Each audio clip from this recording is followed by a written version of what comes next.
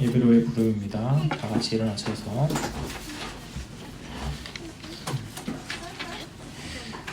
오라 우리가 굽혀 경배하며 하나님께 나아가자. 응답입니다. 우리의 도움은 천지를 지으신 여호와의 이름에 있도다. 다시 한번 우리의 도움은 천지를 지으신 여호와의 이름에 있도다. 하나님의 교회 곧 그리스도 예수 안에서 거룩하여지고 성도라 부르심을 받은 자들과 또 각처에서 우리의 주 곧 그들과 우리의 주 되신 예수 그리스도의 이름을 부르는 모든 자들에게 하나님 우리 아버지와 주 예수 그리스도로부터 은혜와 평강이 있기를 원하노라. 아멘. 시편 찬송합니다. 312장 149편.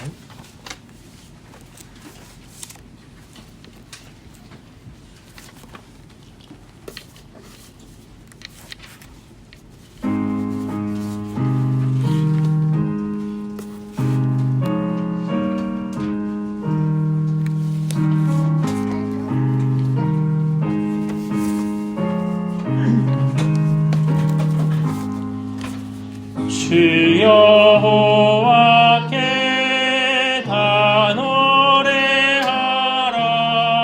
천하 성도들 다 찬양하라. 의리를 지으신 주 여호와께 모두 기뻐하며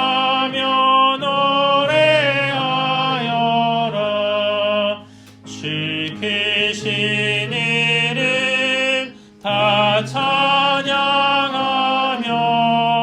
비파와 수금 다 찬양하라.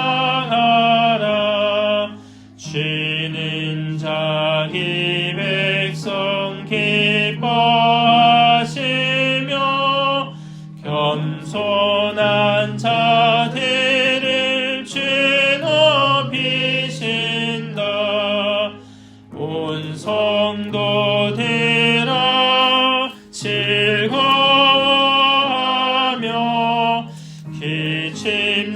기침상에서 노래하여라. 성도의 입에는 찬송 가득해 하나님을 불러 그 이름 찬양. 열방과 민족 저희 왕들을 다 결박하며 보수하리라. 주의 판단대로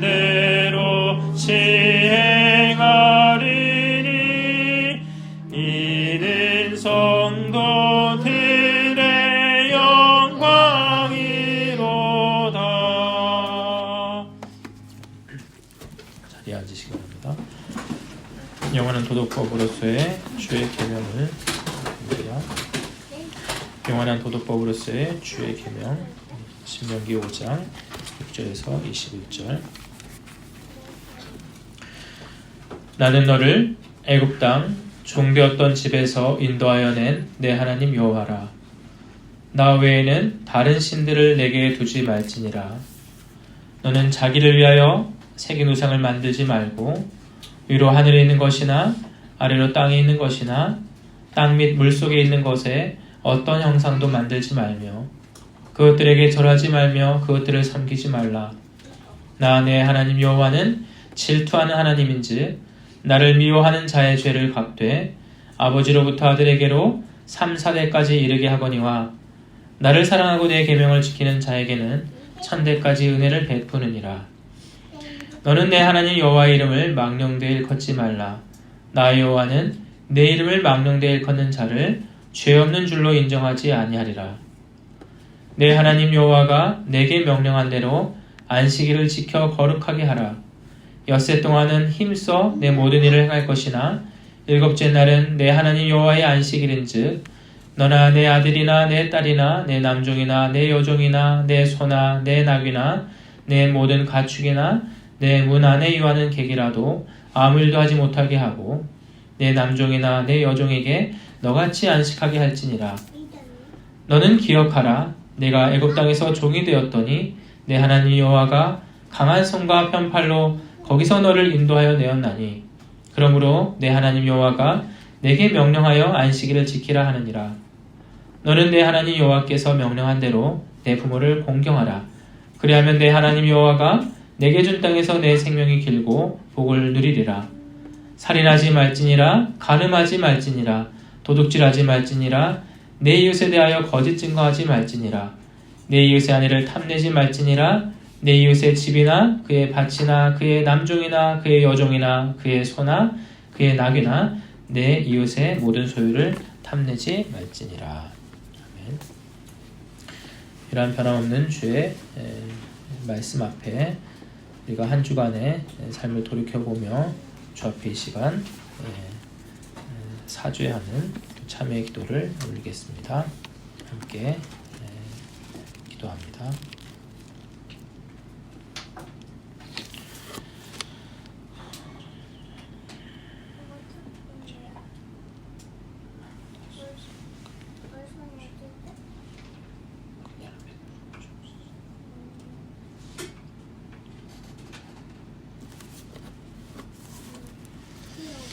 하나님이여, 주의 인자를 따라 내게 은혜를 베푸시며 주의 많은 긍휼을 따라 내 죄악을 지워주소서. 나의 죄악을 말갛게 씻으시며 나의 죄를 깨끗이 제하소서. 무릇 나는 내 죄과를 아오니 내 죄가 항상 내 앞에 있나이다. 내가 주께만 범죄하여 주의 목전에 악을 행하였사오니 주께서 말씀하실 때에 의로우시다 하고 주께서 심판하실 때에 순전하시다 하리이다. 내가 죄악 중에서 출생하였으며 어머니가 죄 중에서 나를 잉태하였나이다. 보소서, 주께서는 중심이 진실함을 원하시오니 내게 지혜를 은밀히 가르치시리이다. 우슬초로 나를 정결하게 하소서. 내가 정하리이다. 나의 죄를 씻어주소서. 내가 눈보다 희리이다. 내게 즐겁고 기쁜 소리를 들려주시사 주께서 꺾으신 뼈들도 즐거워하게 하소서. 주의 얼굴을 내 죄에서 돌이키시고 내 모든 죄악을 지워주소서.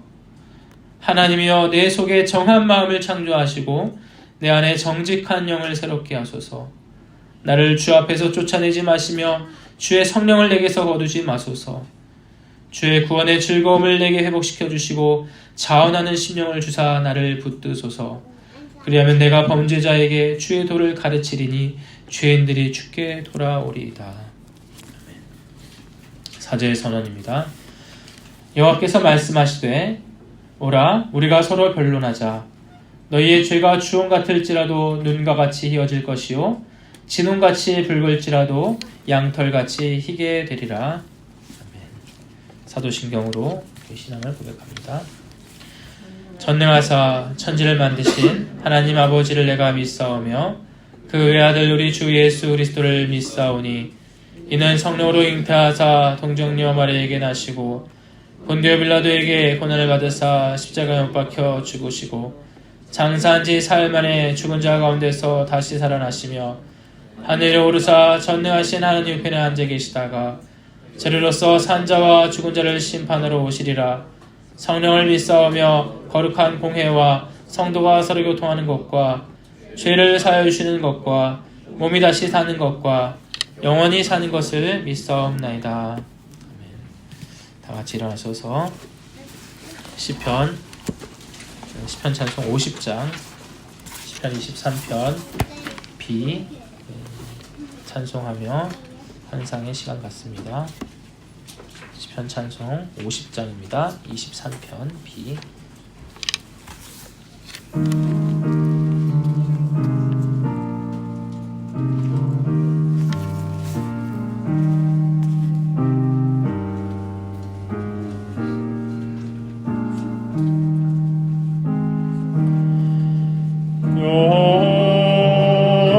영원의 목자시니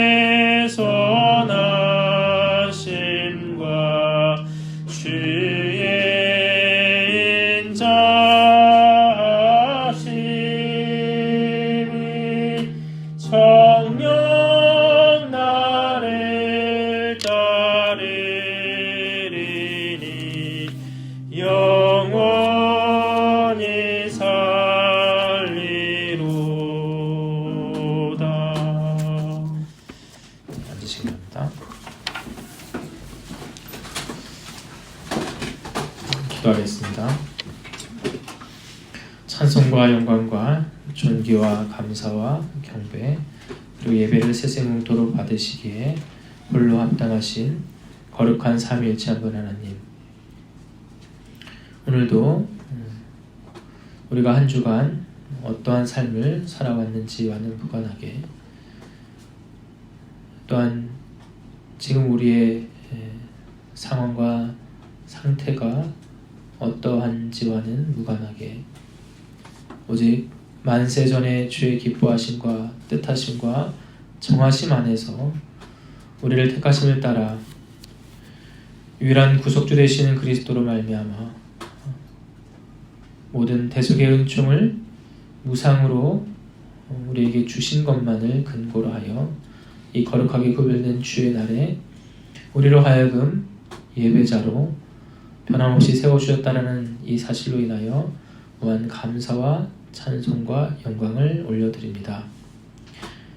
그러나 이 변함없는 은혜의 사실이 한 주간 우리가 주 앞에서 수없이 범죄한 것들 자체를 아무것도 아닌 것으로 여길 수 있게 만드는 것은 결단코 아니라는 사실을 이 시간도 통감케 하여 주옵소서. 그리하여 한 주간 우리의 행악과 범죄한 일들을 주께서 이 시간도 낱낱이 일깨워 주시사 이 시간 주 앞에 통회하며 나아가는 그러한 상한 심령들 다 되게 하여 주옵소서. 이것이 우리에게 측량할 수 없는 주의 은혜의 너비와 길이와 높이와 깊이가 어떠함을 깨닫게 되는 출발점인 줄을 알게 하여 주옵소서.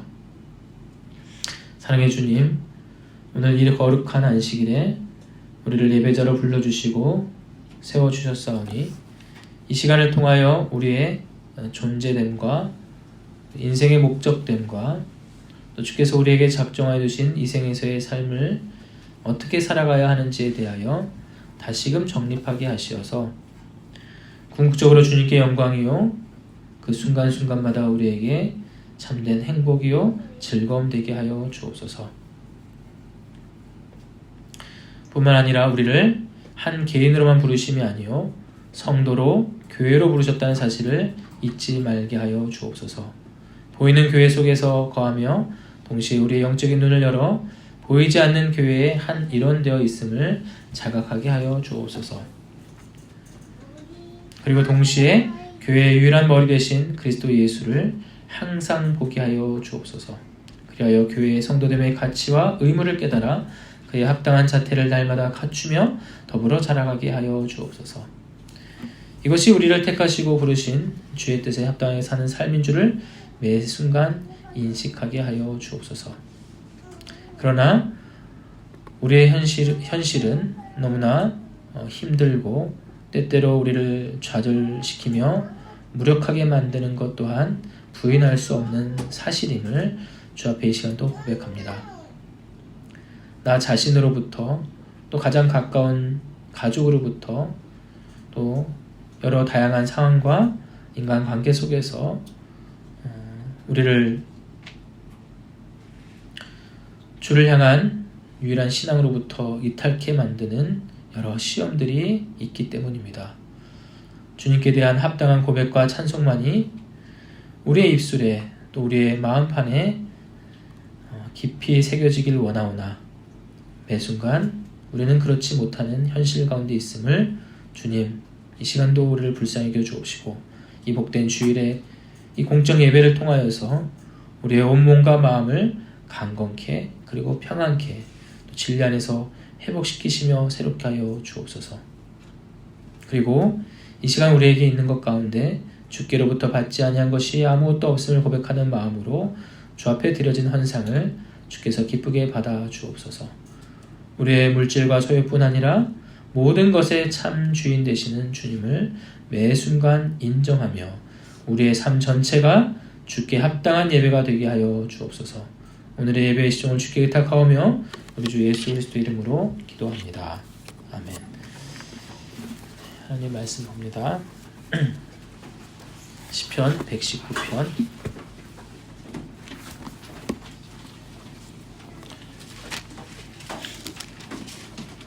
119편 169절에서 176절입니다. 시편 119편 169절에서 176절입니다. 제가 받들어 읽겠습니다. 여호와여, 나의 부르짖음이 주의 앞에 이르게 하시고 주의 말씀대로 나를 깨닫게 하소서. 나의 간구가 주의 앞에 이르게 하시고 주의 말씀대로 나를 건지소서. 주께서 율례를 내게 가르치심으로 내 입술이 주를 찬양하리이다. 주의 모든 계명들이 의로움으로 내 혀가 주의 말씀을 노래하리이다.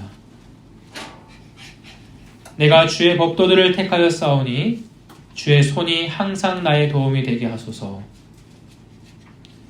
여호와여, 내가 주의 구원을 사모하였사오며 주의 율법을 즐거워하나이다. 내 영혼을 살게 하소서. 그리하시면 주를 찬송하리이다. 주의 규례들이 나를 돕게 하소서. 이른 양같이 내가 방황하오니 주의 종을 찾으소서. 내가 주의 계명들을 잊지 아니함이니이다. 아멘. 시편 119편 강의 22번째 마지막 부분입니다. 히브리 알파벳으로 타우 혹은 타우,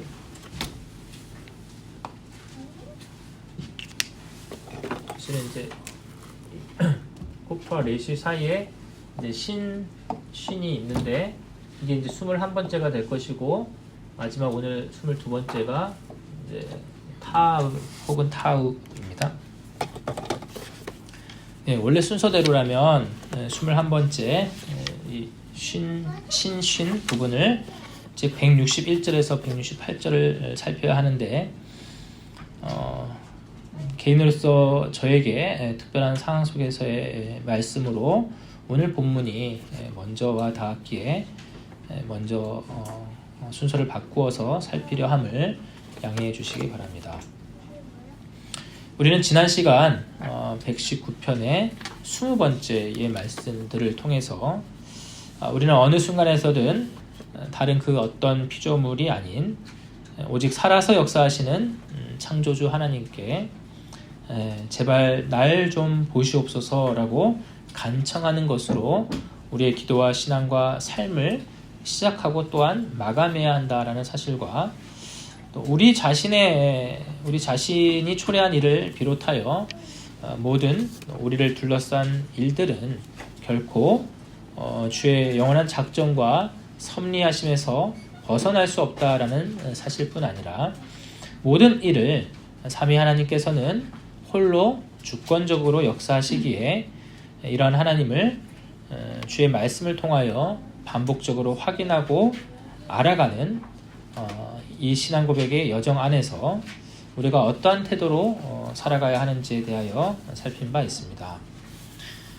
그렇다면 계속해서 오늘도 동일한 한 분 하나님께서 그의 전적인 은총을 따라 지금 여기에서 교회요 또 성도로 있는 저와 여러분에게 어떠한 진리의 말씀으로 이끄시는지를 함께 살피도록 하겠습니다.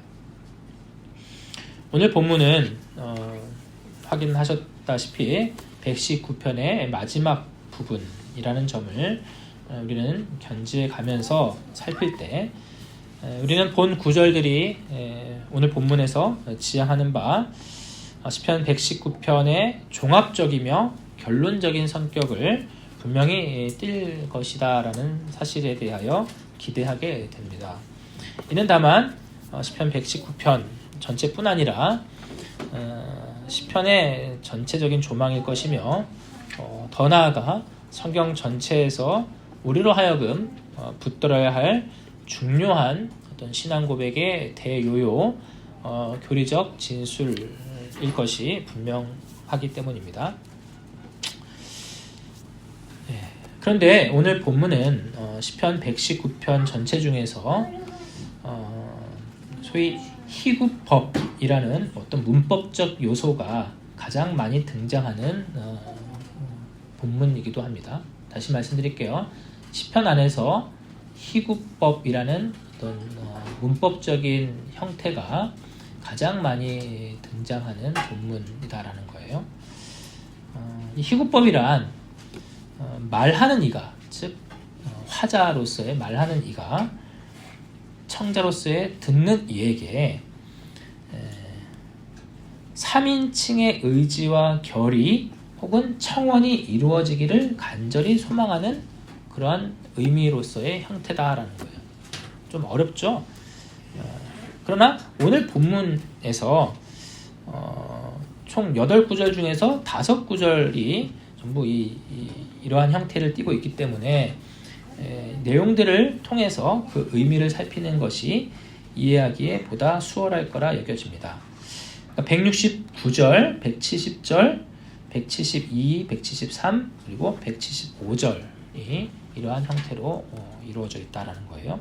그러면 여러분들도 지금 이 5구절을 보면서 동일한 어떤 구조적인 패턴을 한번 의미적으로 찾아가 주시기 바랍니다. 예, 먼저 169절과 170절을 묶어서 살펴보겠습니다. 여호와여, 나의 부르짖음이 주의 앞에 이르게 하시고 주의 말씀대로 나를 깨닫게 하소서. 170절 나의 간구가 주의 앞에 이르게 하시고 주의 말씀대로 나를 건지소서. 자, 169절을 원어적 의미로 표현하면 나의 외침이, 그러니까 나의 부르짖음이나 외침이나 나의 울부짖음 다 되겠죠. 나의 외침이 주의 얼굴에 다다르게 하옵소서. 주님, 당신의 말씀을 따라 나로 깨닫게 하옵소서. 170절 원어적 의미로 나의 간구가 주의 얼굴에 나아가게 하옵소서. 주의 말씀을 따라 나를 구하소서. 비슷하죠? 자, 이게 둘 다 말씀드린, 소개해드린 희구법의 형태인데요. 자, 나의 부르짖음 혹은 나의 외침이라는 이제 3인칭 단수가, 예? 지금 말하는 자는 1인칭 다윗이 되겠죠? 그리고 듣는 청자는 하나님 2인칭이겠죠? 그러면은 여기서 3인칭인 나의 외침, 나의 외침, 나의 부르짖음, 170절에서 나의 간구, 나의 기도가 어떻게 해요? 나의 소원대로, 간청대로 이루어지게 하소서라는 그런 구조예요. 그게 희구법의 구조입니다. 그러니까 화자로서의 다윗이 하나님께 기도하는 거예요. 하면서 내가 지금 기도하는 그 어떤 주체가, 그 제목이 이루어지도록 2인칭인 당신께서, 하나님께서 그렇게 하여 주옵소서라고 기도하고 있는 거예요. 그러니까 이러한 어떤 주체와 객체와 주권적으로 그 일을 성취하고 이루실 수 있는 분에 대한 뚜렷한 구별이 이러한 문장의 형태에서 이제 확연하게 드러나는 거죠. 자, 다시 말씀드립니다. 다윗이 하나님께 기도합니다. 그 기도의 내용은 무엇입니까? 자신의 부르짖는 외침이, 그리고 간구가 169절, 170절 묶어서 말씀드립니다. 하나님의 얼굴에 다다르게 이르게 해달라는 거예요. 당신의 주님의 얼굴에 이르게 해달라는 것입니다. 그러니까 쉽게 말하면 나의 이러한 탄원과 간청과 기도와 간구가, 부르짖음이 하나님의 얼굴에, 그러니까 하나님께 딱, 그죠? 다다르게, 소위 상달되게 하여 주옵소서, 그거잖아요. 또 하나님께 받아들여지게 하여 주옵소서. 마치 아벨의 제사를 하나님께서 받으셨던 것처럼, 그리고 요한계시록에서 성도들의 기도가 향연, 즉 향의 연기와 함께 이렇게 하나님 앞으로 올려진 것처럼 다윗 자신의 기도가 하나님께 받아들여지게 해달라는 것입니다. 이 다윗의 기도요 신앙 고백을 통해 우리가 최종적으로 정립해야 할 변함없는 사실은 무엇이냐면 우리의 기도와 예배와 신앙 전체가 하나님께 소위 상달되고 연락되는 근거는 결코 우리 자신에게 있지 아니하며 오직 유일한 기도와 예배와 신앙 전체의 대상이신 하나님 한 분에게 고유한 성격으로 있다라는 점입니다. 우리가 우리의 기도를 받으시는 유일한 근거는 우리의 기도 자체의 어떠함이나 우리의 어떠한 그 기도를 행하는 주체로서의 우리의 어떤 열심이나 또 그간의 우리의 삶이나 이런 것이 아니라 이게 하나님께서 우리의 기도를 받으시는 근거가 될 수가 없고 오직 받으시는 그분께 주권적으로 달려 있다라는 거예요. 그것을 너무나 잘 아는 다윗은 이러한 표현을 주앞에 하고 있다는 거예요. 이러한 구조로서, 이러한 패턴으로서 반복적으로. 과연 원하는 자로 말미암음도 아니요 다른 박질하는 자로 말미암음도 아닙니다. 다만 긍휼히 여길 자와 불쌍히 여길 자를 정하시고 택하신 대로 행하시는 하나님께만 있다라는 거예요. 로마서 9장에 있는 말씀이죠.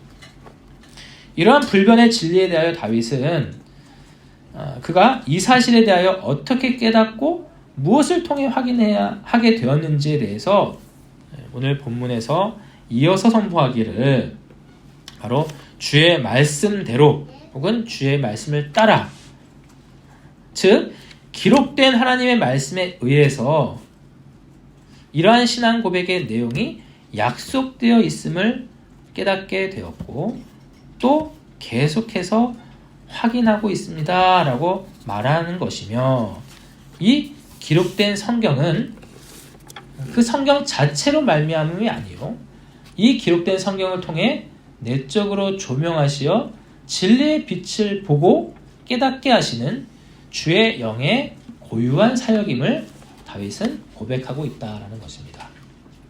그러므로 우리가 여기서 확고히 정리해야 할 부분은 우리의 기도가, 우리의 예배가, 우리의 신앙생활 전체가 하나님께서 기쁘게 받으실 만한 것이 되려면 다만 하나님의 전체 성경에 합치될 때 그때뿐이다라는 사실입니다. 그러므로 바로 거기에만 우리의 구원이 있다라는 사실을 다윗은 이어서 덧붙이고 있는 것입니다. 170절 하반절에 있는 말씀이죠. 같은 의미로서 칼빈은 이렇게 덧붙이고 있는데요. 이 본문에 대해서 우리가 하나님의 조명의 은혜를 구한다는 사실로부터 우리는 우리 스스로는 불쌍한 소경일 뿐임을 고백한다 라고 설명합니다. 또한 우리에게 주신 말씀에 대하여 성령께서 우리의 마음을 조명해 주지 않으신다면 우리의 귀는 들어봐야 소용이 없으며 우리가 듣는 교리 역시 결코 우리에게 유익이 되지 않는다라고 덧붙였습니다.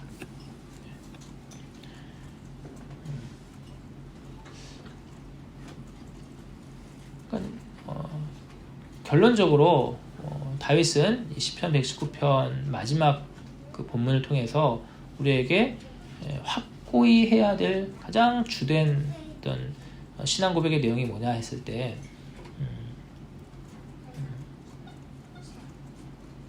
신앙의 또 모든 것에 유일한 유효성의 주인은 하나님 한 분이시다. 하나님의 그런 주권적인 역사하심에 그 무엇도 첨가될 수 없다. 오직 주께만 있다. 그것에 대해서 주께서 스스로 취하신 방식이 오직 기록된 성경 말씀인데 그 기록된 성경 말씀 자체가 유효성의 원인이 아니라 그 수단이죠. 하나님께서 자신을 드러내신 유일한 수단인데, 그 수단을 우리가 우리의 구원으로 여길 만한 이유는 무엇이냐? 바로 그 기록된 성경 가운데 하나님께서 우리의 구원에 대해서 거기에만 알려주셨기 때문이다라는 거예요. 그러나 그것이 참된 우리의 구원이라는 사실을 기록된 성경 자체가 우리에게 증언하느냐? 그것은 아니다. 바로 말씀의 저자이신 성령께서 친히 말씀과 더불어서 우리에게 내적으로 조명하실 때 그것이 우리의 구원으로 합치된다. 이 부분에 대해서 169절과 170절 그리고 전체적인 내용 가운데 우리에게 설명하고 있는 것입니다. 이러한 다윗의 신앙 고백은 어떠한 신앙의 열매를 필연적으로 맺게 하는지에 대하여 이어지는 구절을 통해 우리는 확인할 수 있습니다. 171절과 172절입니다. 주께서 율례를 내게 가르치심으로 내 입술이 주를 찬양하리이다. 원어적 의미로 내 입술에서 찬송이 흘러넘치나이다. 왜냐하면 주께서 당신의 법을 내게 가르치시기 때문입니다. 172절 주의 모든 계명들이 의로움으로 내 혀가 주의 말씀을 노래하리이다. 원어적 의미로 나의 혀로 주의 말씀을 찬양하게 하옵소서. 왜냐하면 당신의 명령들은 의롭기 때문입니다. 그러니까 172절도 우리가 169, 170절처럼 희구법의 형태거든요. 근데 한글 번역판으로서는 좀 이렇게 의무적으로 확연히 드러나게 번역을 하진 않았어요. 그래서 172절은 본래대로 이해하는 것이 같은 패턴으로 보여지기에 훨씬 용이합니다. 나의 혀로 주의 말씀을 찬양하게 하옵소서. 그죠? 나의 혀로 주의 말씀을 찬양하게 하옵소서. 이럴 때 결국 내가 내 몸뚱아리로 내 혓바닥으로 내 입술로 내 성대로 내 몸뚱아리로 찬양하는 것이 내가 할 수 있는 게 아니다라는 거예요.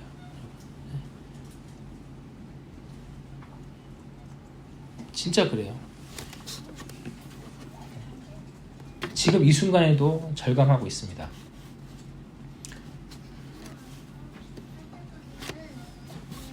내 의도와 내 바람대로 할 수 있는 것은 아무것도 없어요. 특히나 주께서 받으실 만한 찬송과 기도와 예배에 있어서는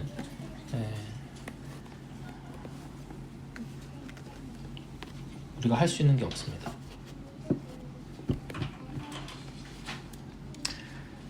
다윗은 그가 주의 말씀을 묵상하고 매일매일 거듭거듭 확인할 때마다 그 말씀들을 통해 하나님의 성품, 곧 속성에 대해 더 많이, 더 깊이 알아가게 되고, 또한 그러한 속성대로 당신의 모든 약속대로 친히 완전하게 또 온전히 실행하시는 것을 보고,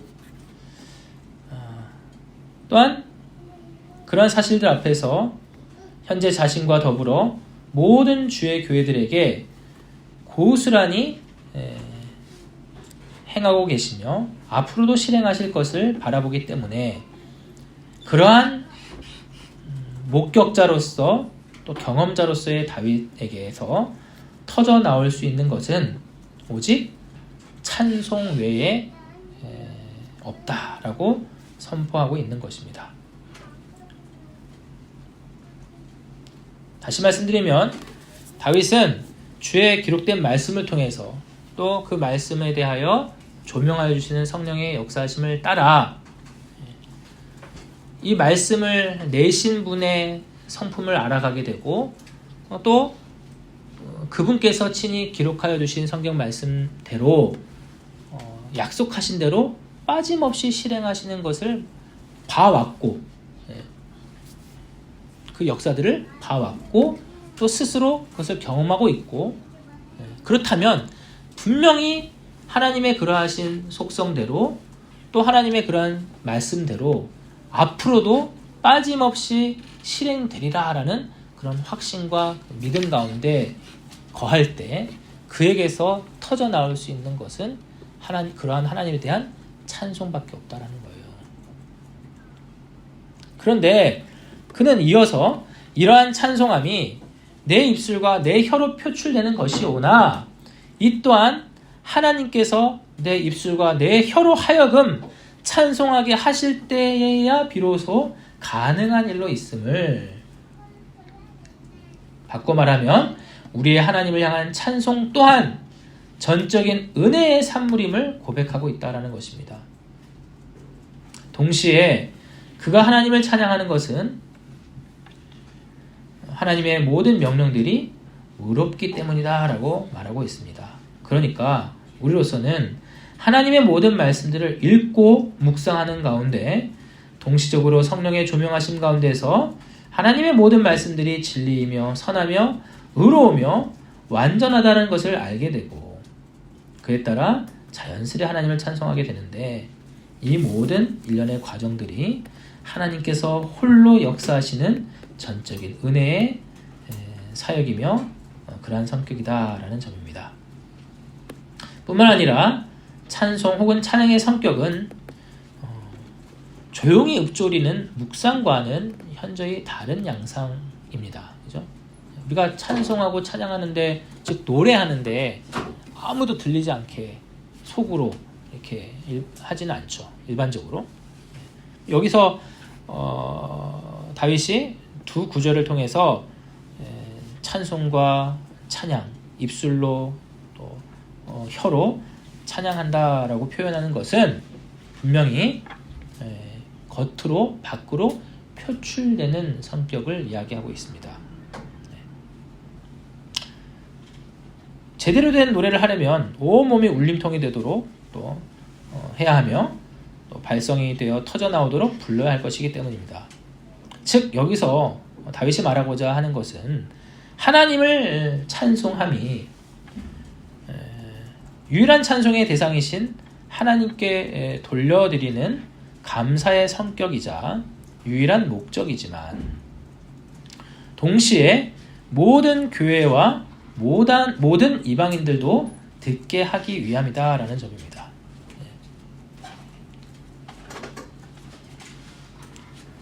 다시 말씀드립니다. 다윗이 이 두 구절을 통하여서 하나님을 찬송함이, 사실 찬송의 유일한 대상은 하나님 한 분이시잖아요. 그래서 하나님께만 상달되면 되는 거예요, 사실은. 하나님만 알아들으실 수 있도록. 그렇다면 우리는 속으로 그렇게 주를 그냥 묵상하는 것만으로도 하나님께서는 받으실 것입니다. 그러나 굳이 다윗이 그의 입술로 그의 혀로 주를 찬양한다라고 표현한 것은 별도의 목적이 있다라는 것을 우리에게 알려준다라는 거예요. 그것은 바로 모든 교회와 모든 이방인들도 듣게 하기 위함이다라는 점입니다.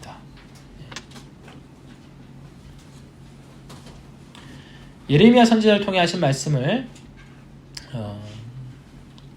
살펴보겠습니다. 예레미야서 33장 9절에서 11절인데요. 제가 읽도록 하겠습니다.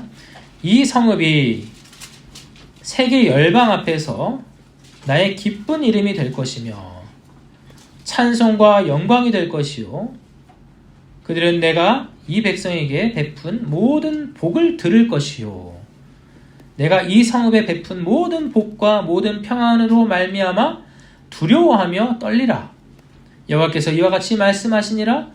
너희가 가리켜 말하기를 황폐하여 사람도 없고 짐승도 없다 하던 여기 곧 황폐하여 사람도 없고 주민도 없고 짐승도 없던 유다 성읍들과 예루살렘 거리에서 즐거워하는 소리, 기뻐하는 소리, 신랑의 소리, 신부의 소리와 및 만군의 여호와께 감사하라, 여호와는 선하시니 그 인자하심이 영원하다 하는 소리와 여호와의 성전에 감사제를 드리는 자들의 소리가 다시 들리리니 이는 내가 이 땅에 포로를 돌려보내어 지난 날처럼 되게 할 것임이라 여호와의 말씀이니라.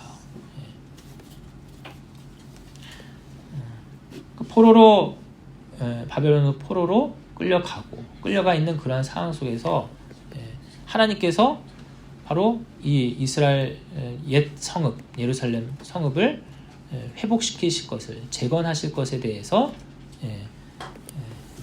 예고하시는 말씀 중에 있는 내용입니다.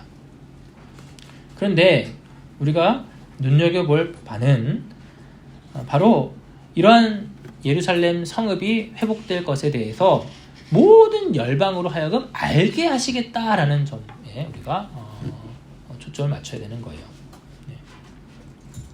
그러니까 하나님의 이러한 의도는 하나님께서 친히 이 이스라엘 민족들을 멸망케 하시고 또 포로로 끌려가게 하셨으나 그 원인과 그 목적은 우리가 분명하게 알죠. 그들의 우상 숭배와 하나님에 대한 불신앙 때문에. 그러나 하나님께서는 그들을 완전히 멸망시키시려고 하신 것이 아니라 그들을 징계하시고 낮추셔서 깨우치게 하신 후에 훈련받게 하신 후에 돌이키게 회복시키려 하심이기 때문에 이런 목적을 우리가 알기 때문에 우리가 이 본문에 대해서 바르게 이해할 수 있는 것입니다. 그런데 그러한 하나님의 회복하심에 대해서 하나님께서는 다만 그 택하신 백성만 알게 하시면 될 것인데 거기에 멈추지 아니하시고 모든 그러니까 세계 열방 앞에서 이러한 찬송함이 이러한 인정함이 이러한 두렵고 떨림이 있게 하시겠다라는 것을 우리가 볼 수 있는 것이죠. 이와 같이 다윗 역시 이러한 내용에 대해서 오늘 본문에서 설명하고 있는 것입니다. 이처럼 하나님께서는 그의 택하신 백성을 약속하신 말씀대로 구원해내시고 회복시키심으로 인하여 그 백성들의 입술을 통해 또 주를 찬송하게 하시며 동시에 모든 세계 열방이 이를 듣게 하신다라는 것입니다. 이것이 하나님이 스스로 영광을 취하시는 그의 정하신 방식이다라는 거예요. 왜 그럴까요? 다 알지 못해요. 그러나 분명한 것은 주께서 말씀하셨듯이 세계가 다 내게 속하였으니 출애굽기 19장에서 또 친히 하나님께서 모든 세계의 유일한 창조주이시고 주권자이시기 때문에 마땅히 모든 피조물과 피조세계는 오직 하나님만을 찬송할 영원히 찬송할 의무가 있다라는 거예요. 그 의무를 스스로 취하시겠다라는 그러한 방식입니다. 하나님께서 스스로 그 영광을 취하시는 방식 가운데 하나님을 아는 은혜로 입은 자들의 입술과 혀를 사용하시겠다. 즉 우리의 찬송을 사용하시겠다.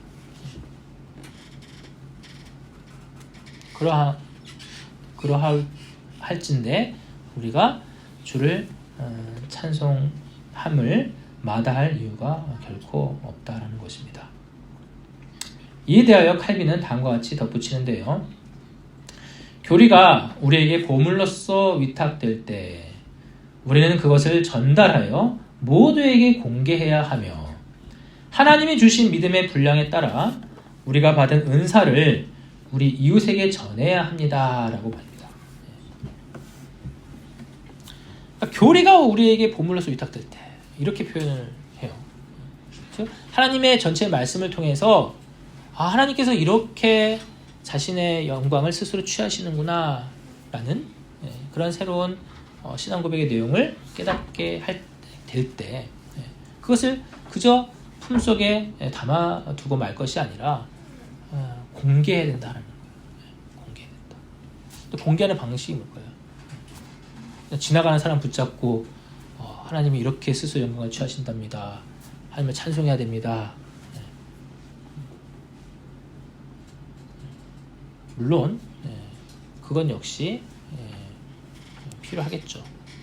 그러나 여기서 말하는 것은 그러한 하나님에 대한 신앙 고백의 내용을 가지고 우리가 살아가는 거예요. 거기에 걸맞게, 거기에 합당하게. 내 입술로 하나님을 찬양한다 하면서 내 손으로 하나님의 형상된 형제 자매를 핍박하고 그들의 결핍 가운데서 외면할 수 있겠느냐 이런 거죠.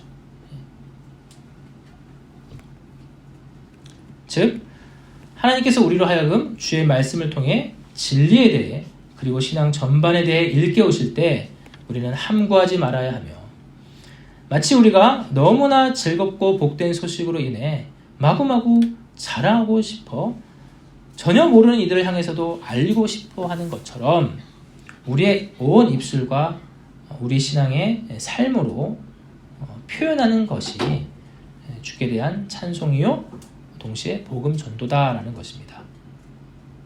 이제 동시에 다윗은 다음 구절들을 통해서 하나님께 이 표현하는 것을 표현하는 자신을 도와주실 것에 대하여 탄원하고 있습니다. 그러니까 이러한 표현 역시 주의 전적인 은혜의 성격이다라는 점을 계속해서 알리고 있는 것입니다. 173절입니다. 내가 주의 법도들을 택하여 싸우니 주의 손이 항상 나의 도움이 되게 하소서. 원어적 의미로 주님의 손이 나를 돕게 하옵소서. 이것도 이제 히브법입니다. 말씀드린 대로. 왜냐하면 내가 당신의 법도들을 선택하였기 때문입니다. 다시요. 주님의 손이 나를 돕게 하옵소서. 왜냐하면 내가 당신의 법도들을 선택하였기 때문입니다. 자, 다윗 그가 하나님께로부터 주님의 손이 나를 돕게 해달라고 또한 이러한 희구법으로 탄원하는 까닭은 무엇입니까? 바로 다윗 자신이 하나님의 법도들을 곧 주의 명령과 율례와 계명과 말씀 전체를 선택했기 때문이다 라고 말합니다. 이는 참 일관된 그의 신앙 고백입니다. 앞서서 그가 쭉 이어왔던 신앙의 고백들을 중간 점검한다라는 마음으로 되뇌어 보시기 바랍니다. 곧 우리의 모든 기도와 간구와 예배와 신앙 전반이 하나님께서 받으실 만하게 되는 것은 전적인 주의 주권에 있음을 동시에 우리에게 주의 기록된 말씀을 주시고 그 말씀을 조명하시는 주의 영을 은총 가운데 베푸시어 그것만이 우리의 참된 구원의 어떤 준거가 되게 하셨기에 어찌 우리가 주를 찬송치 않을 수 있겠으며 만방에 고하지 않을 수 있겠는가라고 우리를 여기까지 이끌어 주었습니다. 그러한 다윗이기에 그가 자신의 신앙과 삶의 유일한 표준으로서 어찌 하나님의 모든 말씀들만을 선택하지 않을 수 있겠느냐라고 다시 한번 우리를 그 말씀 가운데 잡아 이끌고 있는 것입니다.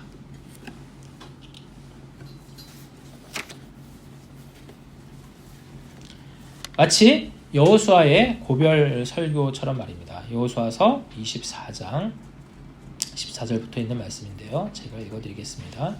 그러므로 이제는 여호와를 경외하며 온전함과 진실함으로 그를 섬기라. 너희의 조상들이 강 저쪽과 애굽에서 섬기던 신들을 치워버리고 여호와만 섬기라.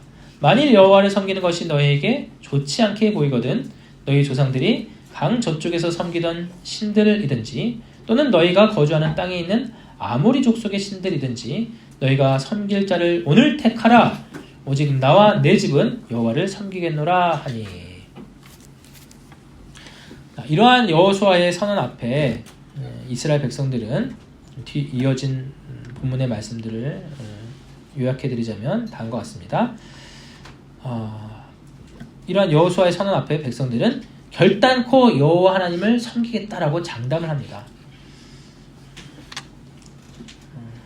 그 근거로 내세운 것이 하나님께서 친히 자신들을 애굽에서 건져내시사 광야에서 또한 40년간 돌보셨기 때문이다라고 말합니다. 그러한 그들의 대답을 들은 여호수아는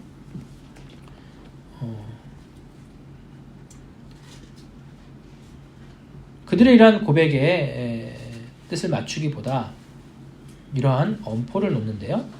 너희들은 능히 하나님을 섬기지 못할 것이다. 그 이유인즉슨 이방신들과 더불어 하나님을 섬길 수는 없기 때문이다 라고 말하고 있습니다. 이에 이스라엘 백성 가운데 있는 모든 우상과 이방의 요소들을 제거하라고 명령합니다. 곧 여호수아도 오늘 다윗도 또한 우리 역시 우리의 신앙과 삶의 유일한 표준으로서 하나님의 말씀만을 선택한다라는 것이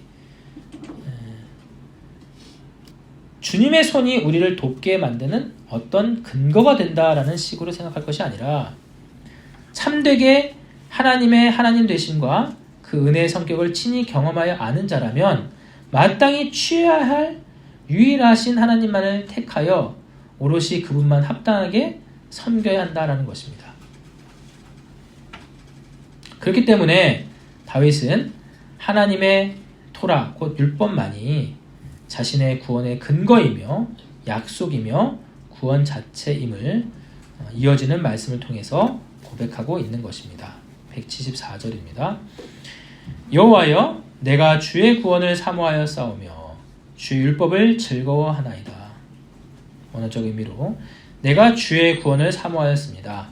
주님 그리고 당신의 토라는 율법은 내 기쁨입니다. 이런 다윗의 고백은 다름 아닌 하나님과 하나님의 말씀 외에 그 어떠한 피조물에서 나의 필요를 구하지 않겠나이다 라는 결연한 의지의 고백입니다. 이는 앞선 여호수아의 유언과 일치합니다. 그런데 이러한 다윗과 여호수아의 고백이 오직 그들 자신만을 위해서 즉 특출난 혹은 희귀한 고백으로 남겨져야 되겠습니까?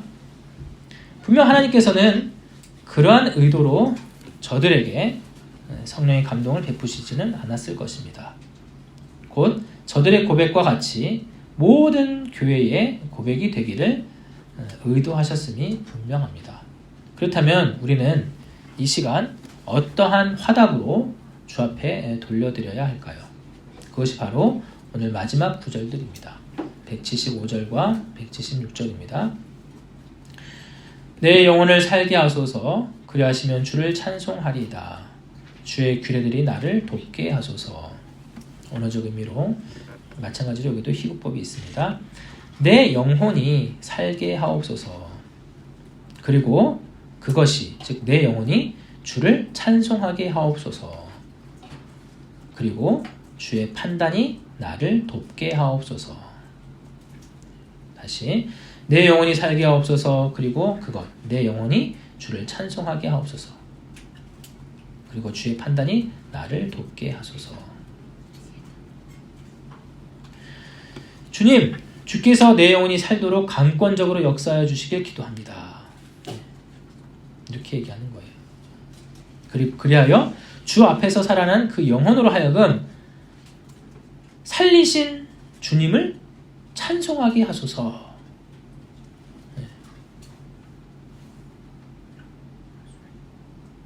뿐만 아니라 계속하여 주의 판단, 칼빈은 이 판단을 주의 섭리로 사역하였는데요. 주의 이 판단, 곧 주의 말씀 전체가 나의 신앙과 삶의 유일한 도움이요, 피난처요, 방패요, 길라잡이가 되게 하옵소서라고 말하고 있는 것입니다.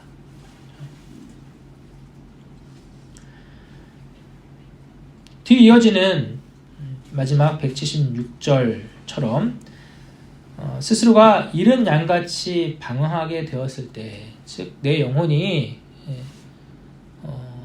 죽게 되었을 때, 그 영혼을 살리시는 유일한 주체 역시 하나님이시고, 다만 살려놓으실 뿐 아니라 그 살려놓으신 그 영혼으로 하여금, 즉 우리로 하여금 다시금 하나님을 찬송하게 만드시는 것 또한 하나님의 고유한 은혜의 사역이다라는 것을 알리고 있는 것입니다. 그러하오니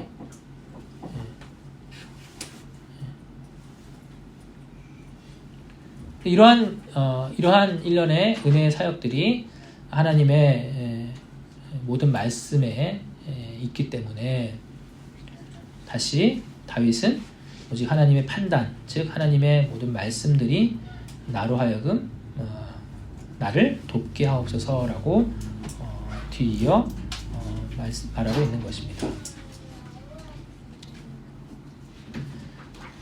그런데 이처럼 기도할 수밖에 없는 그의 상태에 대하여 마지막 176절에서 다윗은 스스로가 잃은 양같이 방황한다. 그래서 주의 종을 찾으소서 내가 주의 계명들을 잊지 아니함이니이다 라고 말하고 있습니다. 원어적 의미로 내가 잃은 양처럼 망하게 되었사오니 당신의 종을 찾으소서. 왜냐하면 내가 당신의 계명들을 잊지 않았기 때문입니다 라고 고백합니다.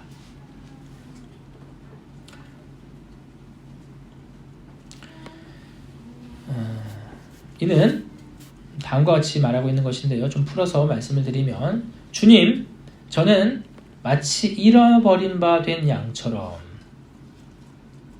자, 잃어버린 바 된 양은 어떻게 되죠? 고스란히 호시탐탐 노리는 이리와 승냥이의 먹잇감이 될 것이므로 망하게 되었다라는 거예요. 그리하여 암과 같이 적막하고 캄캄한 가운데 언제 나의 대적으로부터 잡아먹힐지 몰라 유리하며 헤매일 뿐입니다. 도무지 스스로 헤어나올 능력도 기력도 의지도 남아있지 않습니다. 다만 주께서 주의 잃은 양을, 주의 종을, 주의 성도를 주께서 친히 찾아주소서 이렇게 얘기하는 거예요. 자신은 나의 목자를, 나아갈 방향을, 그 길을 되찾을 만한 그 어떠한 준비도 능력도 갖추고 있지 않다라는 것에 대한 고백이에요. 아무것도 없어요. 네. 첩첩산중 가운데서 뭐라도 있어야 될 거예요. 나침반이라도 있어야 될 거 아니에요. 그렇죠? 네. 방향이라도 알아야 될 것인데 아무것도 없어요. 체력이라도 되면 좋겠는데 체력도 없어요. 네. 밤에 그 강추위를 견뎌낼 따뜻한 잠바라도 있으면 좋겠는데 그것도 없어요. 아무것도 없어요. 다만 자신을 구원해줄, 건져줄 그 대상이 자신을 찾기만을 바랄 뿐이다.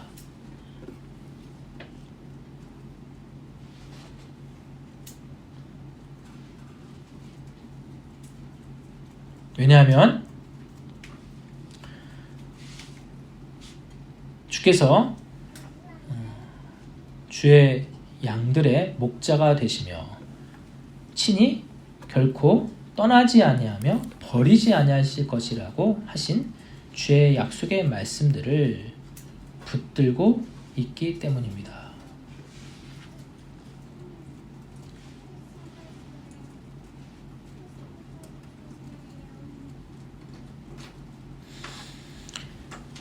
우리가 익히 알다시피 성경은 하나님과 그의 속한 백성들의 관계를 양과 그 주인으로, 즉 목자로 수차례 묘사합니다. 다윗이 오늘 이 본문에서 언급하였고 그리고 시편 23편, 28편 9절에서 그리하였으며 아삽 역시 79편과 80편에서 그렇게 노래한 바 있습니다. 뿐만 아니라 이사야서 53장 6절에서 또 예레미야서 50장 6절에서 그리고 신약 4복음서에서도 언급된 바 있습니다. 모든 본문을 대표하여 누가복음 15장을 살펴봄으로 인하여 오늘 본문에 대하여 말씀을 가름하려 합니다. 누가복음 15장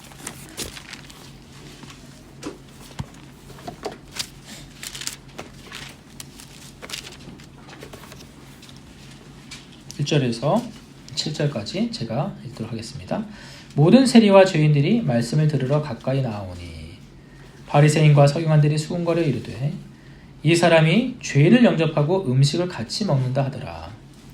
예수께서 그들에게 이 비유로 이르시되 너희 중에 어떤 사람이 양 100마리가 있는데 그 중에 하나를 잃으면 99마리를 들에 두고 그 잃은 것을 찾아내기까지 찾아다니지 아니하겠느냐.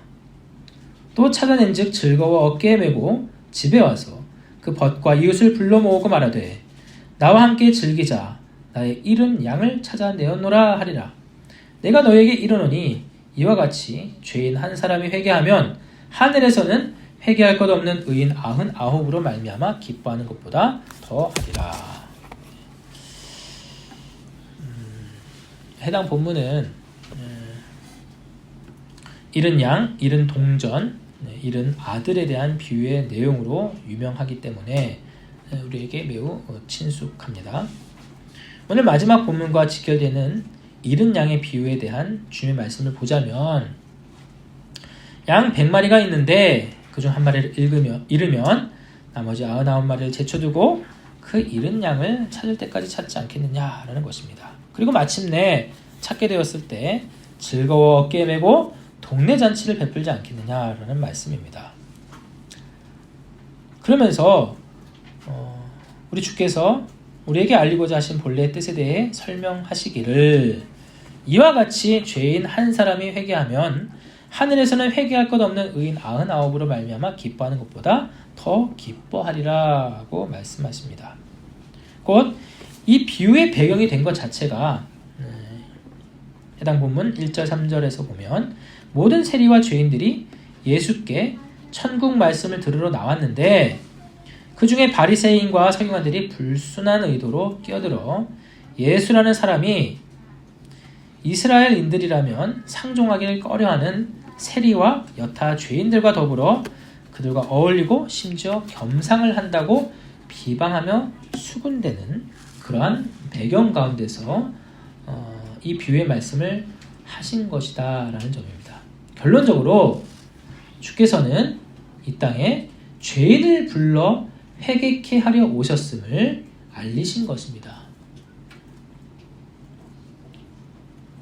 즉 주께서 친히 참된 목자로서 요한복음 10장이죠. 죄인인 우리를 부르러 오시지 않는 이상 우리는 길 잃은 곧 멸망이 필연인 양과 같았다라는 거예요. 다시요.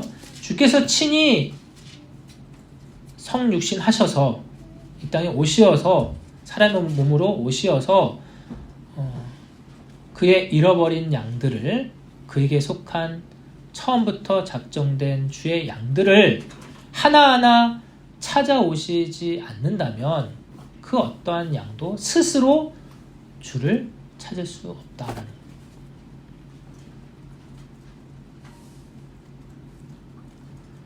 우리는 단 한 번도 주를 찾아 헤맨 적이 없습니다. 다만 우리는 우리의 타락한 본성대로 그 길이 멸망의 길인 줄도 모르고 살아왔었다라는 거예요. 제가 여기 말씀드린 것은 생명에 이르는 회개, 즉 회심으로 말미암는 중생 전의 상태를 말씀을 드린 거예요.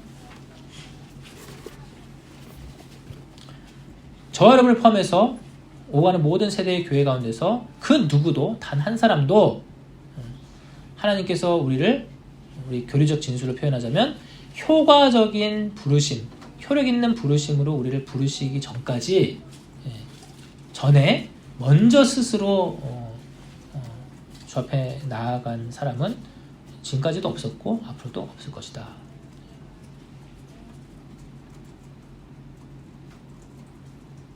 그러한 우리에게 참 목자 되신 주께서 친히 주의 말씀으로 복음으로 우리에게 찾아오셔서 우리의 죄악됨과 비참한 상태를 깨닫게 하시고 우리의 죄를 대속할 유일한 구속주 되시는 그리스도 예수를 믿음으로 영접케 하셨다라는 것입니다.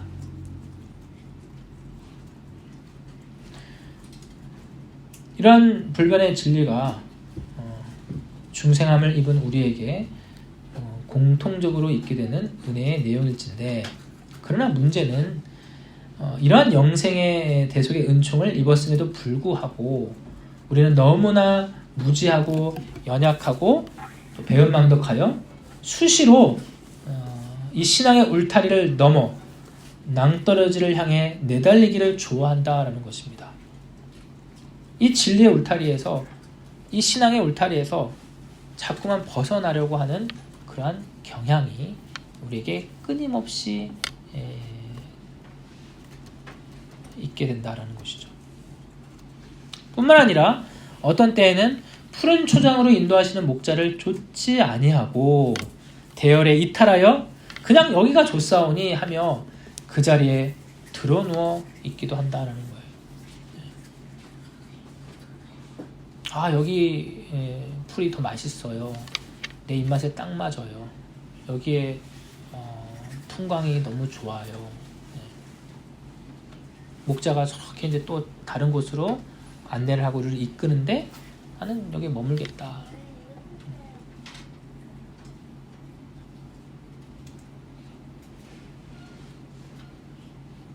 칼빈은 이에 대하여 다음과 같이 설명합니다. 다윗이 하나님께서 자신을 부르시고 바른 길을 제시하셨던 시절을 바라보지 않고 본래 있는 그대로의 상황에 집착한다고 설명하고 있습니다.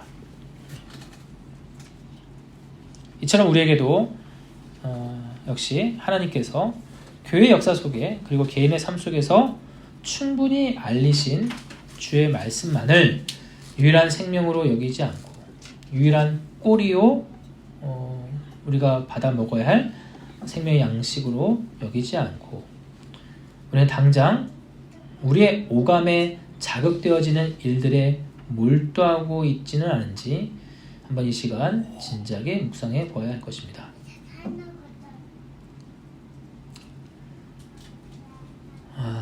저는 작년 대략 4분기 때부터 발생한 어떤 강박적 사고가 급기야 지난 주일에는 주체하기 힘들 정도로 치밀어 올라서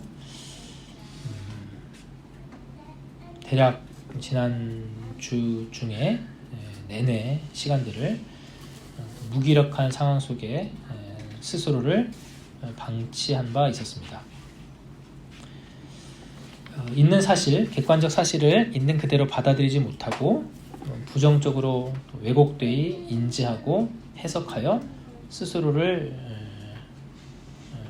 결국 이렇게 무력화시키고 황폐화시키는 그러한 상태들이었습니다. 이런 상태로 어떻게 목회를 이어갈 수 있다는 말인가 하며 노회의 이런 저의 상황을 보고하고 도움을 요청하였습니다. 그리하여 임시로 설교자를 파송하기로 했는데 비공식이긴 했습니다. 그러나 그 사실이 결코 저를 편하게 만들어주지는 못했습니다. 불안과 부담과 불편함 속에 여전히 무기력하게만 있던 중 어느 한순간 주의 말씀을 들춰볼 마음이 생겨났고 다음 주에 할 설교 본문이라도 한번 보자라는 마음에 쭉 읽어가던 중 사실은 다다음 주에 살펴볼 오늘 본문에 구절까지 이르게 된 것이었습니다. 바로 시편 119편의 마지막 구절이었던 176절 이른 양같이 내가 방황하오니 주의 종을 찾으소서. 이 말씀이 저의 마음을 좀 흔들어 놓았으며 곧이어 누가복음 15장의 새 비유의 말씀을 또 묵상하도록 이끌었습니다. 어찌 시편 119편을 가름하는 말씀이 왜 이 말씀일까? 라는 생각과 더불어서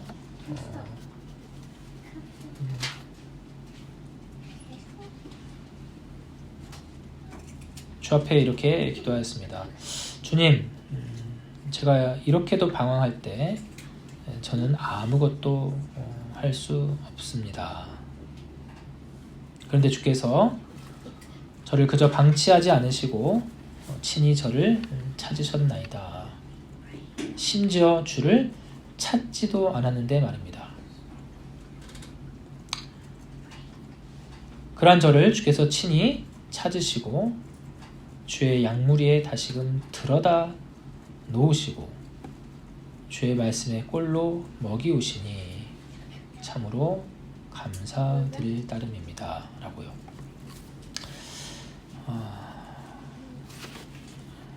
순합 성도 여러분, 저는 여전히 연약함 투성이의 목사입니다. 몸도 마음도 차마 다 꺼내놓고 열거할 수 없을 만큼 연약함으로 가득 차 있습니다. 그런데 주께서 또 은혜를 베푸시고 친히 찾으시고 또 이끄십니다. 이것이 주께서 그의 성도들을 이끌어 가심이 아니고 무엇이겠습니까? 이러한 저를 비롯한 우리의 현세적 처지가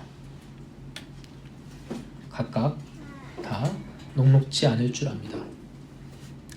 그럼에도 불구하고 다윗의 고백과 같이 우리 역시 우리에게 펼쳐진 모든 상황들 안에서 있는 대로 가감할 것 없이 우리의 영원한 목자 되시는 주님께 간구하시며 주께만 의지하시기 바랍니다. 주의 말씀을 지속적으로 가까이 하는 그러한 신앙의 훈련과 그에 따라 기도하기를 힘쓰며 함께 나아가기를 소망합니다. 다만 주의 은혜를 구하면서 말입니다. 오늘도 주의 유리 방황하는 양들을 찾으시고 또 찾으시는 우리 주님의 측량할 수 없는 사랑과 자비를 찬송합니다. 아멘. 기도하겠습니다. 사랑의 주님, 우리의 연약성과 부족함은 다만 우리가 주의 말씀 앞에 다다르지 못하고 침체되어 있을 때에만 발생하는 것이 아니라 주를 예배하는 이 순간에도 주께 기도하는 이 순간에도 얼마든지 우리의 연약성은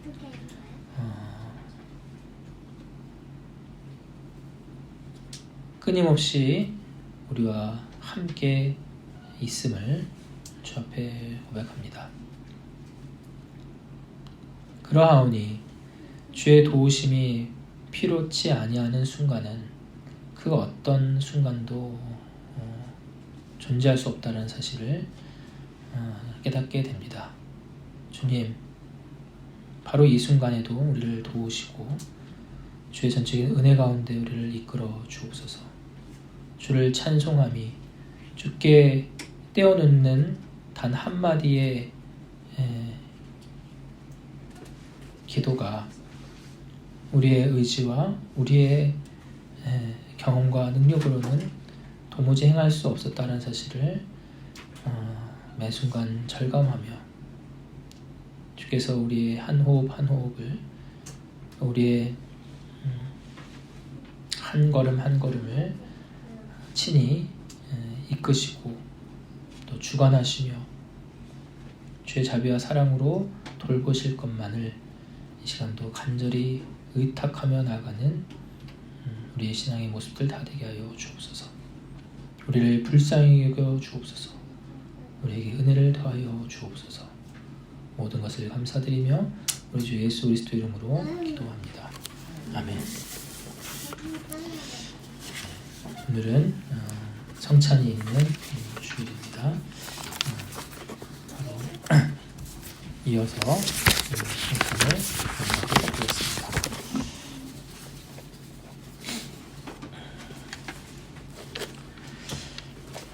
우리는 우리 주 예수 그리스도께서 자신을 희생제물로 드린 것을 영구히 기억하게 하고 그의 대속의 죽으심으로 참된 신자들에게 주어지는 모든 은택을 인치고 그들이 그리스도 안에서 영적 자양물을 얻어 성장하도록 하며 그들이 그리스도에게 지고 있는 모든 의무를 더욱 수행할 것을 맹세하게 하며 그리고 그리스도의 신비한 몸의 지체로서 그들이 갖고 있는 그리스도와의 교통과 그들 상호 간의 교통을 서약하고 보증하기 위해서 이 성례가 주어졌다는 사실을 이 시간 다시금 확고히 합니다. 뿐만 아니라 현재 우리가 영적 싸움을 하는 이 순례 여행에서 이 성찬 예식에 의해 참되고도 영원한 위로와 새 힘을 얻게 될 것입니다. 이는 이 보이는 은총의 역사를 인하여 주께서는 궁극의 말씀과 그에 따른 진리에 이르는 지식과 믿음, 그로 인한 회개와 사랑을 공고히 하실 것이기 때문입니다. 따라서 이 예식에 참여하는 우리 모두는 그리스도와 그의 은택들에 대해 굶주리고 목마른 심령을 가지고 나와야 할 것이며 동시에 합당하지 않은 태도와 마음가짐으로 혹은 불신앙으로 임하는 것은 죄를 먹고 마시는 것이 된다는 사실 역시 잊지 말아야 합니다. 자, 이제 주께서 말씀 가운데 주신 믿음을 근거로 제정하신 이 예식에 하늘 보좌 우편에 앉아 주의 자녀들을 위해 끊임없이 중보하시는 제2위 되신 그리스도 예수께서 약속하신 그의 영을 통해 이 시간 이곳에 영적으로 실질적으로 임하실 것과 동시에 우리를 주의 나라에 올리시어 거기에서 함께 주의 식탁에 앉아 만찬을 함께 하심을 확신하는 이들은 이 마련된 상 앞으로 나오기를 준비하시기 바랍니다. 그리고 이 떡과 포도주는 다른 점에서는 보통의 떡과 포도주이지만 이와 같은 성찬 제정의 말씀과 기도에 의해 거룩한 용도로 지금 따로 떼어져 성별됩니다. 주의 말씀입니다. 고린도전서 11장 23절에서 27절. 내가 너에게 전한 것은 주께 받은 것이니 곧 주 예수께서 잡히시던 밤에 떡을 가지사 축사하시고 떼어 가라사대 이것은 너희를 위하는 내 몸이니 이것을 행하여 나를 기념하라 하시고 식후에 또한 이와 같이 잔을 가지시고 가라사대 이 잔은 내 피로 세운 새 언약이니 이것을 행하여 마실 때마다 나를 기념하라 하셨으니 너희가 이 떡을 먹으며 이 잔을 마실 때마다 주의 죽으심을 오실 때까지 전하는 것이니라. 그러므로 누구든지 주의 떡이나 잔을 합당치 않게 먹고 마시는 자는 주의 몸과 피를 범하는 죄가 있느니라. 아멘. 기도합니다. 당신의 전부를 죽게 하심으로 우리를 살리신 주님, 우리는 주님의 은총을 입을 그 어떠한 행위적 공로도 주 앞에 들을 만한 것이 없음을 그러한 또 존재임을 이 시간도 고백합니다. 다만 한없는 주의 자비하심과 사랑하심을 인하여 또한 우리를 만세전에 그리스도 안에서 주의 자녀로 택정하여 주심에 의하여 허락하신 믿음으로만 이 시간 주 앞에 서게 되었음을 고백합니다. 그리스도의 그 크신 구속의 은택, 하나님의 아들 우리 주 예수 그리스도의 고난과 공로에 의해 주 앞에 의롭다함을 얻고 거룩함을 얻고 영광을 얻게 되었음을 인하여 감사드립니다. 그리고 은혜의 모든 수단 곧 말씀과 성례에 대해 그것도 특별히 성찬식 성례와 그것에 의해서 그리스도와 그의 모든 은택이 우리에게 적용되고 인침받는 것과 다른 사람들에게는 이 은혜의 모든 수단 주기를 거절하심에도 불구하고 우리에게는 이 모든 것을 우리 자신은 남용하고 가벼이 여겼음에도 불구하고 주의 크신 자비하심으로 인해 계속하여 제공하여 주심을 진심으로 감사드립니다. 이 세상에는 그리스도 예수 이름 외에 우리가 구원받을 수 있는 그 어떤 다른 이름이 없으며 오직 그리스도 예수에 의해서만 우리가 자유와 생명을 얻고 은혜의 보좌에 나아감을 허락받으며 그리스도의 식탁에서 영원토록 함께 먹고 마시며 이 시간에 그 식탁을 영적으로 또 참여하게 됨과 이 모든 약속을 이 행복과 영생에 대한 확신을 위해 성령에 의해 인침받게 하심을 인하여 감사드립니다. 거룩한 삼위의 하나님, 이 떡과 잔을 인해 우리가 주께 연합되어 있음을 그리고 참된 공동 고백 안에서 한 형제와 자매로 한 몸을 이루고 있음을 진실로 경험케 하옵소서. 그로 인하여서 우리가 주와 함께 주 안에 살며 또한 주를 위해 살아갈 힘을 얻게 하여 주옵소서. 마지막으로 주께로부터 받은 그리고 계속 공급받고 있는 이 은혜와 능력으로 주의 교회와 이웃을 극진히 섬기게 하옵시며 우리의 모든 삶이 주의 성품으로 가득 채워지게 하시어 그것으로 주께 속하였음을 스스로 확증케 하여 주옵소서. 우리 주 예수 그리스도 이름으로 기도합니다. 아멘. 시편 찬송 69장입니다.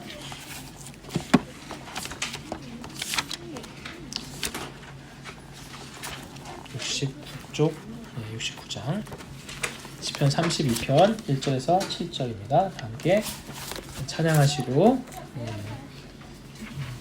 참여자들은 선찬상 주변으로 나오시면 됩니다. 찬양 후에 나오겠습니다. 시편 32편 1절에서 7절 시작. 허물의 사함을 얻고 죄의 가림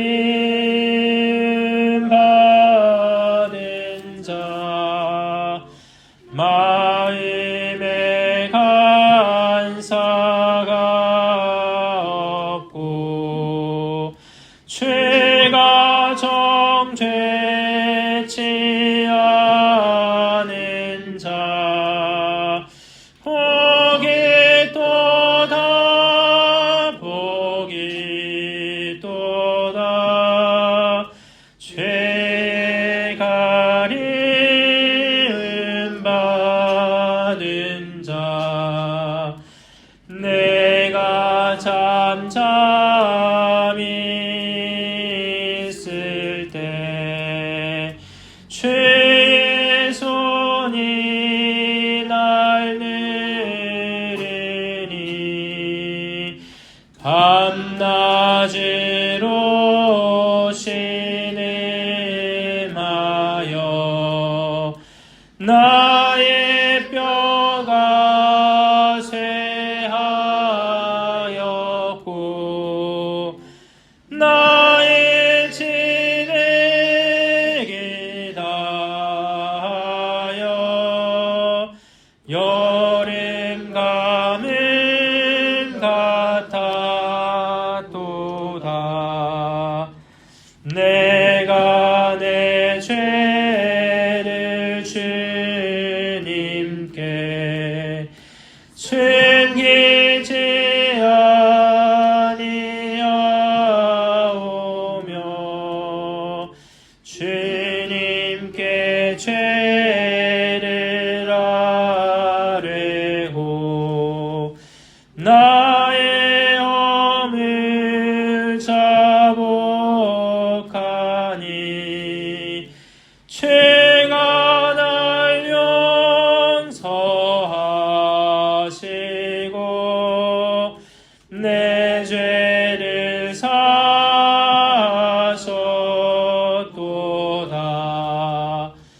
모든 경건한 성도들 죄를 만날 만한 때에 기회를 타서 주 앞에 나가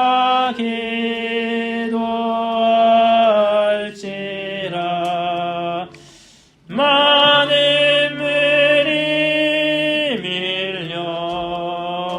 밀려와도 그에게 이기지 못하리. 여호와는 환난에서 나를 보호해 주시며 구원의 노래로 나를 들으시고 지키리니 찬양하라 찬양하라 피난처 되신 여호와. 네, 성만찬에 참여하신 분들 앞으로 나와주시기 바랍니다.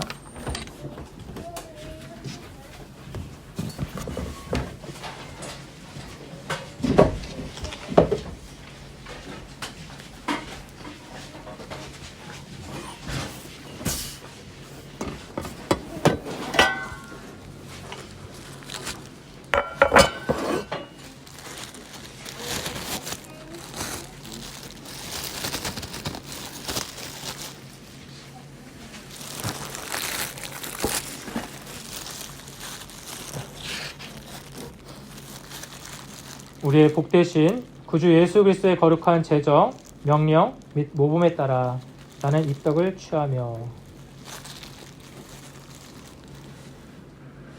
감사한 후에 이 떡을 떼어 너희에게 주노니.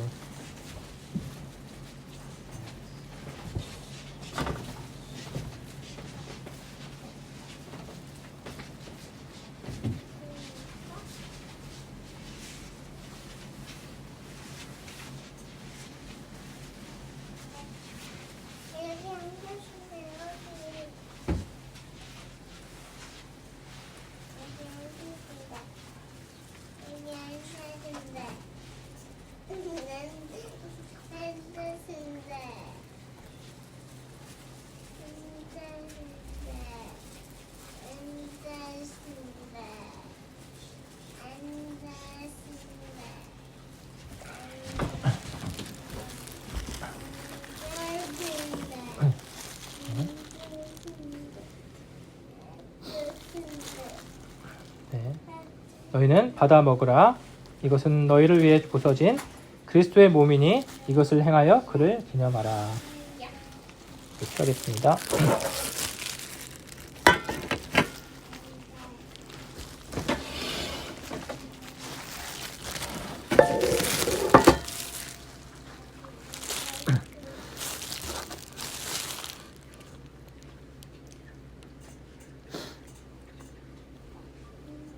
우리의 복되신 구주 예수 그리스도의 제정, 명령 및 모범에 따라 나는 이 잔을 취하며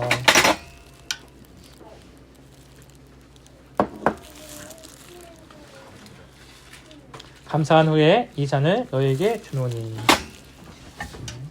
나와주시기 바랍니다.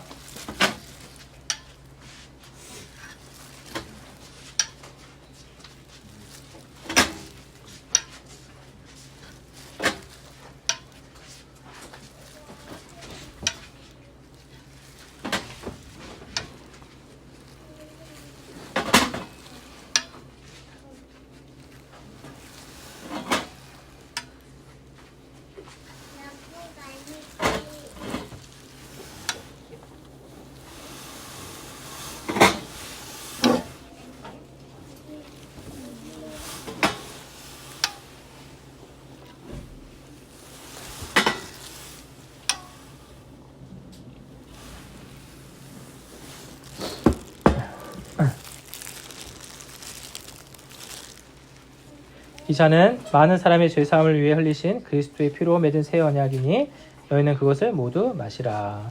함께 취하겠습니다.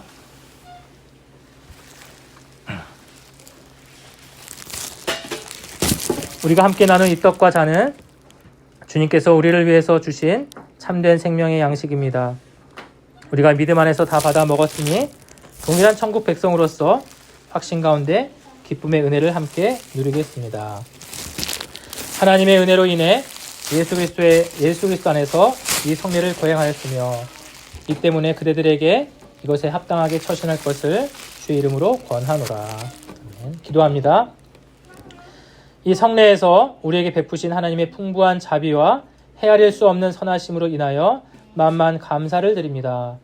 혹여 이 예식 가운데 부족한 점들이 있었더라면 주 안에서 용서하여 주옵시고 이 성례에 의해 이 큰 구원의 표를 감각하여 지는 것으로 인쳐 주셨사오니 이 은혜와 이 능력에 의하여 주의 말씀에 합당한 삶을 성령의 전적인 도움으로 살아갈 수 있게 하여 주옵소서. 예수 그리스도 이름으로 기도합니다. 아멘. 네, 자리에 들어가겠습니다.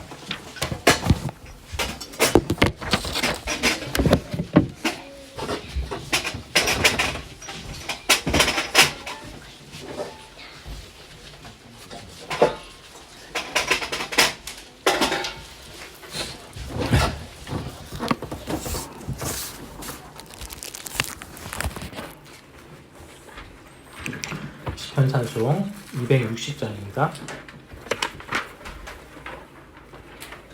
시편찬송 260장. 시편 119편 173절에서 176절. 시편찬송 260장입니다.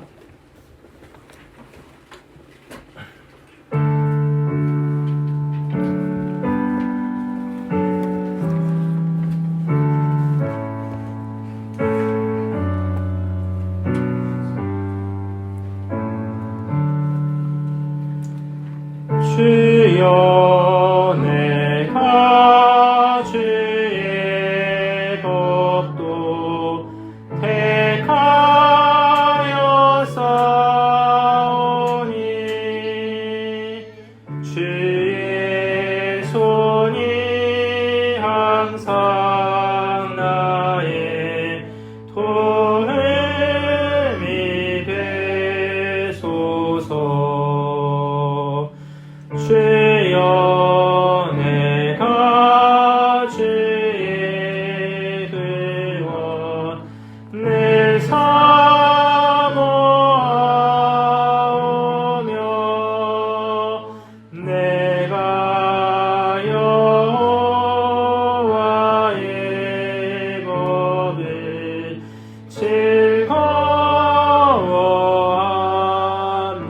즐거워합니다. 내 영혼을 살게 하사 찬송케 하소서. 주 여호와의 은혜가 날 돕게 하소서. 내가 잃은 양과 같이 심히 방황할 때 주의 종을 찾으소서. 이제 마옵소서. 기도합니다.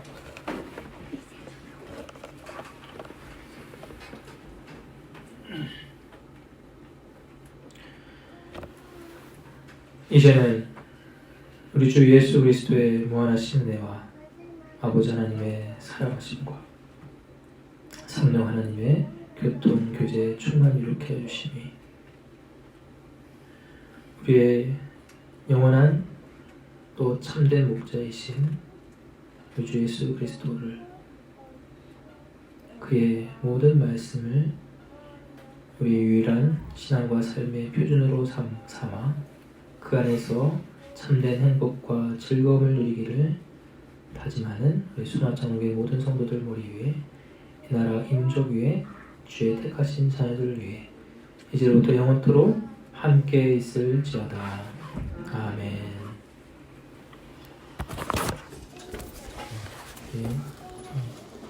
악술의 대형으로 서주시기 바랍니다.